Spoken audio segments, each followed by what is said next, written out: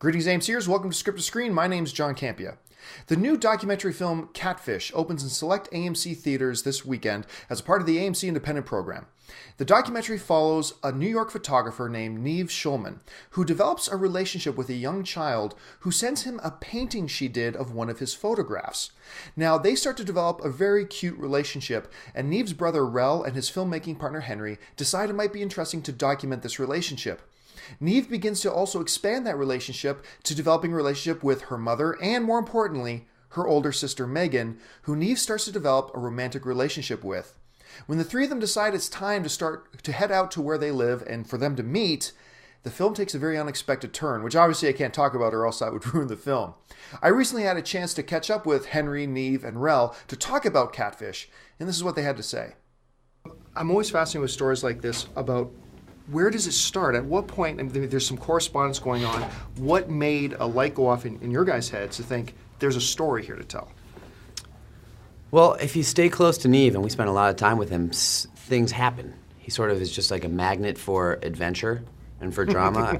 I guess he has an open door policy, and he says yes to new people and new adventures. So if we're not rolling, we might miss something.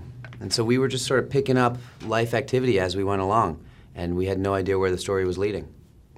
Now, at first it kind of comes across as an old-style, almost pen-pal kind of relationship, but it actually transcends really well to a modern digital kind of relationship kind of thing. Where did you think that was going to take you eventually? You're starting a simple pen-pal, it turns into this kind of digital, all-encompassing relationship. Where did you think that was going to take you as you started this? I think I had hopes that it would take me to what would be a sort of next chapter in my life, maybe moving out of New York City for the first time, right? And simplifying my life to a much more outdoorsy, artistic lifestyle. And then after a period of time, it became clear that it might even lead to the love of my life. But I didn't know that at first. At first it was just, something new, different, and unusual. Now, I get the feeling watching the film that in the midst of you guys starting this project, it felt like you guys were also in the middle of about 5 or 6 other things at once. It seems like a very busy space. Did you foresee how big of a project this would become, or was this kind of just something you were kind of shooting on the side as you were working on other things? This was the smallest thing going on in our lives as in the beginning of the movie. As it was happening, we had a million other projects going on. We were making another film, and it was just the kind of thing where we'd pull out the camera every now and then and shoot a few minutes of Neve and file it away. And then the scale shifted and it became the most important thing we were working on and our biggest focus.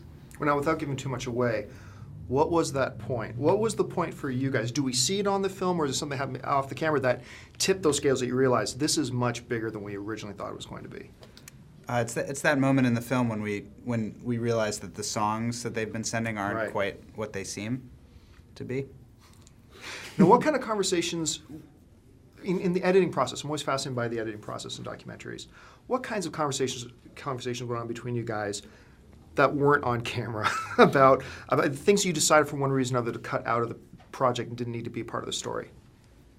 I guess we realized that the crux of the whole experience about what was drawing Neve down this rabbit hole was the potential of love. Right. And that we had to decide to sort of shear away the complexity of the whole world that existed around this. There were a lot of people involved. And I guess the motivator was a long-distance relationship.